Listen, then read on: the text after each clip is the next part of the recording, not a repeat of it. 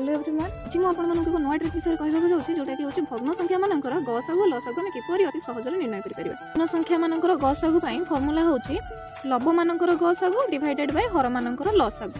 से भाई लसागु बाहर करने को हेले आम फर्मुला हूँ लब मानकर लसागु डिवाइडेड बाय हर मानकर गसागु। एग्जांपल 6 विभक्तक 5 12 विभक्तक 3 और 3 विभक्तक 2 आम गसागु निर्णय करवा।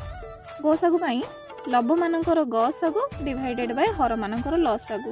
तो 12 3 गसागु डिवाइडेड बाय 5 3 2 तो 6 12 3 गसागु आम पाइबा 3 तो हर मानकर लसागु इठी आम पाइले 30।